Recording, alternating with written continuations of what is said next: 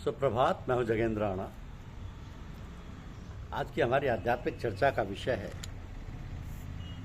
संत कौन है। संत कौन है?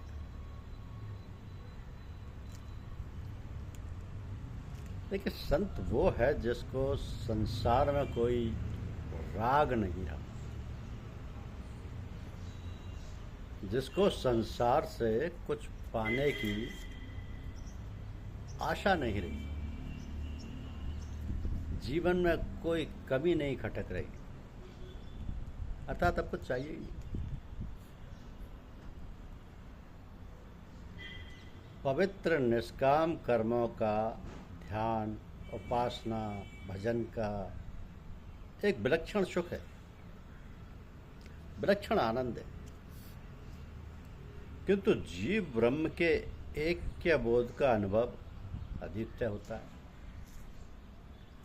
उसकी किसी से तुलना नहीं की जा सकती। यदि दुर्गुणों की कथा करनी है तो अपने दुर्गुणों की करो। दूसरों के दुर्गुण बताने वाले प्राय वे ही लोग हैं जो अपने दुर्गुणों से छुटकारा नहीं पाते और दूसरों के दुर्गुणों को कहकर ही संतोष करते हैं। साधक अपने किए पर विश्वास कर रहा है। यदि गुरु के संकेत को समझे तो मुक्त हो जाए।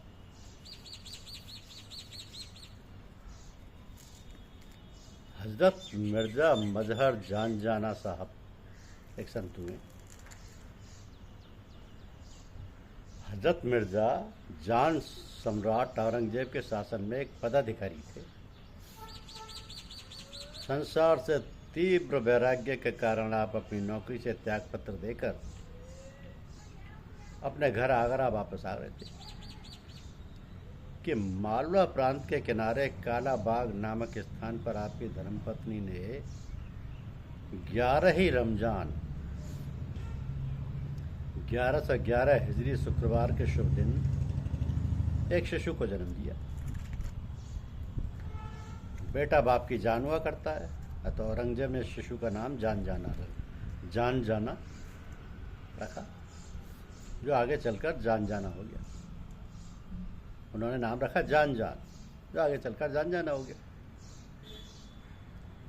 क्योंकि आपने अपनी युवावस्था में मजहर उपनाम से कविता की, अतः आप मिर्जा मजहर जान जाना के नाम से प्रसिद्ध। तो आप जन्म से ही बड़े प्रेमी स्वभाव के थे। आप अपना एक वाक्य सुनाया करते थे कि जब मेरी उम्र 6 महीने थी, एक हसीन या सुंदर औरत ने मुझे अपनी गोद में ले लिया। उसका सुंदर चेहरा देखते ही मेरा दिल हाथ से जाता रहा और उसके साथ मोहब्बत पैदा हो गई। उसको देखे बिना चैन नहीं पड़ता था और उसके इंतजार में रोया करता था। 5 साल की उम्र में ये बात प्रसिद्ध हो गई कि लड़का आशिक मिजाज यानी प्रेमी स्वभाव का है। तो बाल्यावस्था से ही आपको अच्छी से अच्छी शिक्षा प्रदान करने के लिए आपके पिताजी ने विशेष प्रबंध किया। बस हम भी पढ़ाते थे। इसलिए मजहर को दरबार संबंधी शिष्टाचार, सैनिक शास्त्र, कला, विज्ञान और औद्योगिक शिक्षा में महारत हासिल हो। शस्त्र विद्या में आप इतने कुशल थे कि यदि 20 तलवार चलाने वाले एक ही समय में आक्रमण करें और आपके पास केवल एक लाठी हो तो भी वे लोग आपका बाल बांका नहीं कर सकते। तो एक बार आप एक अंधकारपूर्ण स्थान पर संध्या की नमाज पढ़ रहे थे कि अचानक एक व्यक्ति ने आपके ऊपर तलवार से वार किया। आपने तुरंत ही उस आदमी से तलवार छीन ली और उसे दे दी कि वो पुनः वार करे। इस तरह 7 बार आप उसके हाथ से तलवार छीनकर उसे अपना हमला करने के लिए देते गए, किंतु वो मजहर साहब को घायल ना कर सका। अंत में वो लज्जित होकर क्षमा याचना करके चला गया।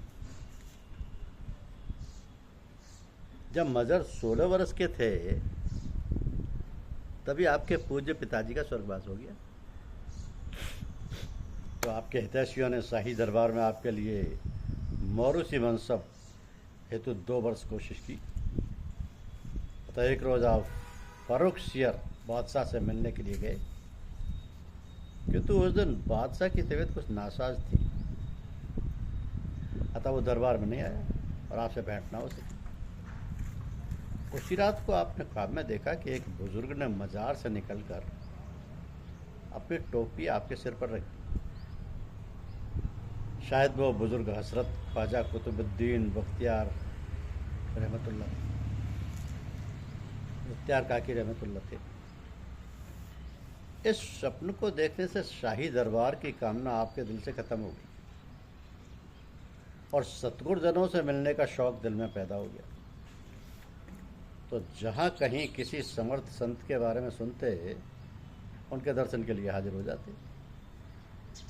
आप फरमाते थे कि जब मैं शाह मजफर कादरी रहमतुल्लाह से मिलने गया तो वहाँ किसी ने शाह साहब से पूछा कि क्या इस वक्त भी औतद व अब्दाल होंगे, यानी ईश्वर के परम भक्त और पूर्ण समर्थ संत होंगे।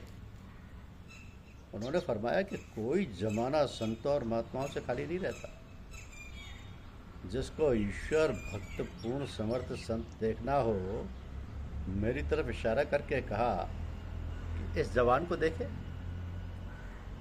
ये उन्होंने अपनी आत्मिक शक्ति के प्रकाश से मालूम किया, जबकि उस वक्त तक मैंने कोई आध्यात्मिक साधना पद्धति ग्रहण नहीं की थी। तो एक दिन आपके यहाँ किसी खुशी के मौके पर दोस्तों शुभचिंतकों की भीड़ इकट्ठी थी, दावत की तैयारी थी। किसी समय किसी शख्स ने बातचीत के दौरान हज़रत सैयद मोहम्मद बदायूनी रहमतुल्लाह के सद्गुणों व विशेषताओं की तारीफ की। ये सुनते ही आपस से मिलने को बेचैन हो गए और लोगों के मना करने पर भी उसी समय बदायूनी साहब के दर्शनार्थ चल दिए। तो वहाँ पहुंचकर हजरत के दर्शन कर उनकी सेवा में थोड़ी देर बैठकर घर के जलसे की वजह से जल्दी से लौटने का निवेदन किया।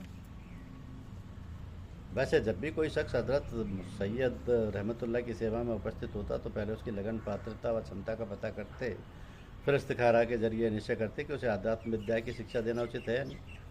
तब कहीं जाकर उस जिज्ञासु को नक्शबंदिया सिलसिले की आध्यात्मिक पद्धति के अनुसार ईश्वर की आराधना और नाम स्मरण आदि का ढंग बतलाते थे। किंतु अपने आपने मिर्ज़ा मजहर जान जाना से उस समय बिना उसके निवेदन किए ही फरमाया कि आंखें बंद करके हृदय पर ध्यान लगाओ और खुद तवज्जो देना शुरू कर दिया। परंतु उसी तवज्जो में अंदर के सभी षट चक्र जागृत हो गए, फिर उनको विदा किया। अगले रोज़ जान जाना साहब ने हजरत सैयद की खिदमत में जाने का विचार किया। वह अपनी आदत के अनुसार चलते वक्त दर्पण में अपनी शक्ल देखी तो हजरत सैयद की शक्ल पाई। इस बात से अपने सदगुरुदेव के प्रति प्रेम और विश्वास भी दृढ़ हो गया। तो थोड़े ही समय में सिलसिले के दिव्य आध्यात्मिक अनुभूतियाँ अंतःकरण में व्याप्त हो गई। आप निरंतर 4 साल तक इनके सत्संग से लाभान्वित होकर समर्थ संत की स्थिति को प्राप्त हो गए। हजरत सैयद रहमतुल्लाह ने अपने शरीरांत के पूर्व निर्धारित शिष्टाचार के अनुसार अपना एक वस्त्र देते हुए हजरत मिर्ज़ा जान जाना को सतगुरु पद के अधिकार प्रदान कर दिया। तो शरीरांत के पश्चात हजरत सैयद मिर्ज़ा ने जान जाना से स्वप्न में कहा कि ईश्वरीय गुण व विशेषताएँ अत्यधिक हैं, उन्हें हासिल करने के लिए पूर्ण समर्थ संतों का सत्संग करना चाहिए। तो आपने पूज्य गुरुदेव के आदेश अनुसार उस जमाने के तमाम संतों की सोहबत की, जिनमें हजरत शेख मोहम्मद आबिद रहमतुल्लाह के सत्संग से विशेष लाभ पहुँचा। आपने हजरत शेख मोहम्मद आबिद की सेवा में 7 वर्षों तक सतत साधना कर अत्युत्तम स्थिति को प्राप्त किया।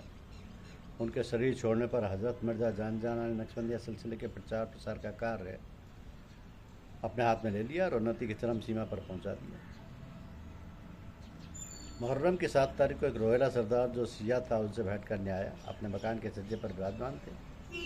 ठीक उसी समय छज्जे के नीचे से अलम का जुलूस निकला। उसे रोहेला सरदार ने हजरत हसन और हुसैन के शोक में अपनी छाती पीटी और नतमस्तक किया। तो हजरत मजहर रहमतुल्लाह जिस शान से विराजमान थे उसी प्रकार बैठे रहे और मुस्कुरा कर बोले कि जिस घटना को घटित हुए 1200 वर्ष बीत गए हैं उसको हर वर्ष तीव्र करना ठीक नहीं है और लकड़ियों को पूजना व उनके समक्ष नतमस्तक होना मूर्खता है। इस कथन को जुलूस में चल रहे लोगों ने सुना और सिया लोगों में इस पर 2-3 दिन बाद विवाद हुआ। अंत में मुहर्रम की 10वीं तारीख को एक शिया ने उनके घर आकर बुलवाया और सामने आते ही तमंचे से गोली मारी। चूँकि आप वृद्ध और कमज़ोर थे, गोली लगते ही गिर पड़े। तो वैद्य और डॉक्टर बुलाए गए, किंतु औषधियों से लाभ न हुआ। सम्राट शाह आलम को जब ये समाचार मिला तो वो बड़ा दुखी हुआ। उसने संदेश भेजा कि हत्यारे की खोज हो रही है, मिल जाने पर उसे कठोर दंड दिया जाएगा। आपने उत्तर भेजा कि शरीयत में लिखा है कि यदि कोई जीवित व्यक्ति की हत्या करे तो उससे बदला लेना चाहिए, परंतु मेरी गणना तो बहुत समय से मरे हुए हमें, अतः मुझ जैसे व्यक्ति के हत्यारे से बदले का क्या प्रयोजन। यदि अपराधी पकड़ा जाए तो उसको मेरे पास भेज दिया जाए ताकि मैं उसको धन्यवाद देकर क्षमा कर दूँ। अंततः गोली लगने के तीसरे दिन शुक्रवार 1195 हिजरी को मगरिब की नमाज के समय उन्होंने अपना पार्थिव शरीर त्याग दिया।